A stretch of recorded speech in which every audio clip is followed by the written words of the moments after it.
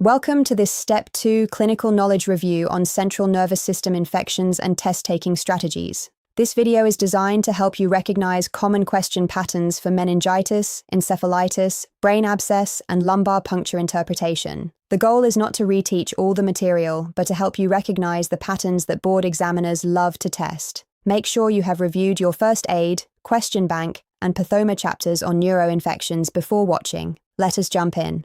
Here is what we will cover today. First, we will learn to recognize high-yield question stems for central nervous system infections. Second, we will apply test-taking strategies that help you distinguish between bacterial meningitis, viral meningitis, fungal meningitis, encephalitis, and brain abscess. Third, we will master lumbar puncture interpretation, which is one of the most commonly tested topics in this area. Make sure you have already reviewed the neuroinfection chapters in First Aid, your question bank, and pathoma. This video is about applying that knowledge on test day, not learning it from scratch. Our first strategy is the meningitis pattern split. When you see a meningitis question, your first job is to figure out what type of meningitis the stem is describing. For bacterial meningitis, look for an acutely ill patient with high fever, neck stiffness, altered mental status, and sometimes a petechial rash pointing to Neisseria meningitidis. Koenig sign and Brudzinski sign are classic board buzzwords. For viral meningitis, the patient is less sick, has a milder headache, low-grade fever, and the course is usually self-limited. For fungal meningitis, the key is an immunocompromised patient, often someone with HIV and a low CD4 count, with a subacute onset over weeks. Think cryptococcal meningitis. The tempo of illness is your biggest clue, so train yourself to look for it first. Strategy 2 is distinguishing meningitis from encephalitis, because the board examiners love to test this distinction. Meningitis means inflammation of the meninges, and the classic findings are neck stiffness, photophobia, headache, positive Koenig and Brudzinski signs, and fever. The patient's mental status may be preserved early on. The lumbar puncture findings are what drive the diagnosis. In contrast, encephalitis means inflammation of the brain parenchyma itself. The hallmark findings are altered mental status, confusion, behavioral changes, seizures, and focal neurologic deficits. The most tested cause of encephalitis is herpes simplex virus, and the classic buzzword is temporal lobe involvement on imaging. If a question stem gives you both meningeal signs and altered mental status, think meningoencephalitis. Now let us talk about high-yield stem recognition. For bacterial meningitis, the classic stems include an acutely ill patient with high fever and neck stiffness, a petechial rash suggesting Neisseria, a college student living in a dormitory, or a patient with a recent splenectomy who is now at risk for encapsulated organisms. For herpes encephalitis, look for altered mental status with fever, a temporal lobe lesion on imaging, bizarre behavior, or seizures in the setting of fever.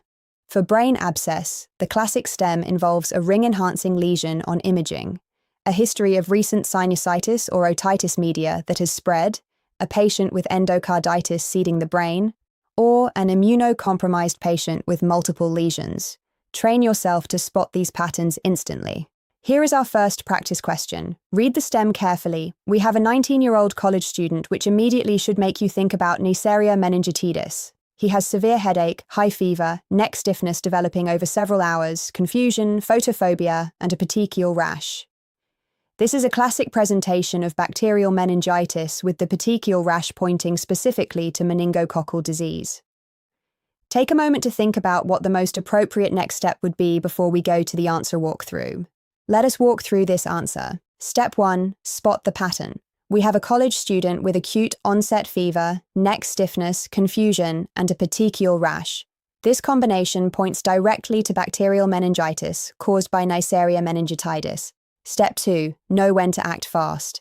In suspected bacterial meningitis, you do not delay antibiotics. This is a critical test-taking pearl. If the question asks about the next best step and the patient looks like bacterial meningitis, antibiotics come first. You only get imaging before the lumbar puncture if there are signs of elevated intracranial pressure or focal neurologic deficits, which this patient does not have. Step 3. Eliminate wrong answers. Option A says blood cultures and lumbar puncture before antibiotics, which is wrong because you never delay antibiotics. Option C says head computed tomography first, but that is only needed if there are focal deficits or papal edema. Option D is acyclovir, which is for herpes encephalitis, not bacterial meningitis. The correct answer is B, empiric antibiotics and dexamethasone immediately. Remember, dexamethasone before or with the first dose of antibiotics reduces mortality in bacterial meningitis. Here is our second practice question. We have a 42-year-old previously healthy woman with 5 days of fever, worsening confusion, bizarre behavior, and a seizure. The magnetic resonance imaging shows a hyperintense lesion in the left temporal lobe. This is a critical detail. Take a moment to think about what diagnosis this points to and what the most appropriate next step would be. Let us walk through this one. Recognize the classic presentation.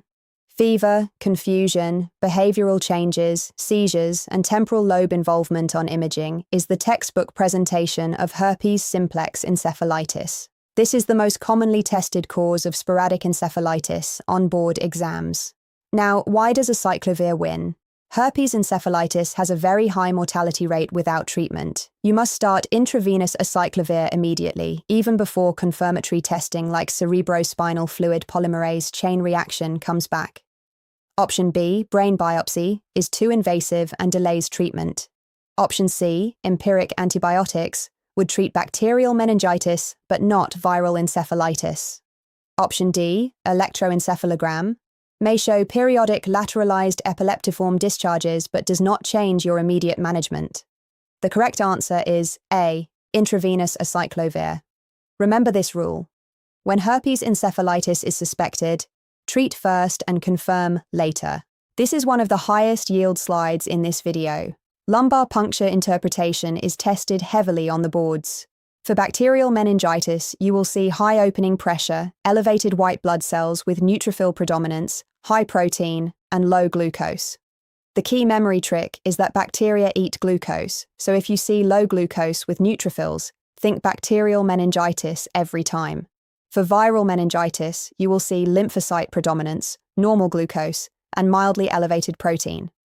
For fungal or tubercular meningitis, you will see lymphocyte predominance, low glucose, high protein, and very high opening pressure.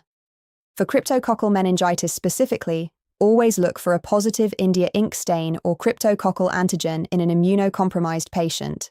I strongly recommend making a table of these patterns from your first aid or question bank and reviewing it until you can recall it instantly.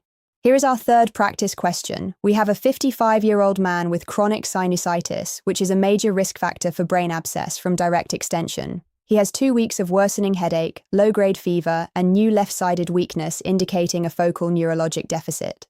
The computed tomography shows a ring-enhancing lesion in the right frontal lobe with surrounding edema. This is the classic brain abscess presentation. Think about what the most appropriate next step would be before we go to the answer. Let us walk through this answer. Spot the classic pattern first. A ring-enhancing lesion plus headache, fever, and focal neurologic deficit in a patient with chronic sinusitis is a textbook brain abscess from contiguous spread. The frontal lobe location makes sense given the sinus source. Now know the key distinction. Option A, antibiotics alone, may be appropriate for very small abscesses under 2.5 centimeters without mass effect. But this patient has focal neurologic deficits and surrounding edema suggesting a larger lesion that needs drainage. Option C, lumbar puncture, is contraindicated when there is a mass lesion with mass effect because of the risk of brain herniation. This is a very commonly tested concept, so remember that you never do a lumbar puncture when there is mass effect. Option D, corticosteroids alone do not treat the underlying infection. The correct answer is B, stereotactic aspiration combined with intravenous antibiotics. This is a critical test-taking pearl that comes up repeatedly on the exam. The question is, when do you need to get imaging before performing a lumbar puncture? The answer is that you need computed tomography before lumbar puncture if the patient has any of the following: focal neurologic deficits, papilledema, altered consciousness, a history of central nervous system disease, seizures within the past week, or if the patient is immunocompromised. If none of these features are present, you can proceed directly to lumbar puncture without imaging. But here is the key point that the exam loves to test. Even if you need imaging before the lumbar puncture, you should never delay antibiotics. The correct sequence is start empiric antibiotics first, then get the computed tomography scan, and then perform the lumbar puncture. This sequence question is extremely high yield. That wraps up our review of central nervous system infections for the boards. To summarize the key takeaways. First, use the tempo of illness to distinguish bacterial from viral from fungal meningitis. Second, always think herpes simplex virus when you see temporal lobe involvement and start a cyclovir immediately. Third, know your lumbar puncture patterns cold, especially the low glucose with neutrophils pattern for bacterial meningitis. Fourth, remember the indications for imaging before lumbar puncture and never delay antibiotics for imaging. For deeper review, check out the central nervous system infection chapters in First Aid and your question bank. Focus on the neurology and infectious disease sections for lumbar puncture interpretation, empiric antibiotic regimens, and the diagnostic algorithms. Visit www.roadmap2residency.com for expert tutors and residency advisors who can help you with your board preparation and residency applications. Please like and subscribe for more board review content just like this. Good luck on your exam, and we will see you in the next video.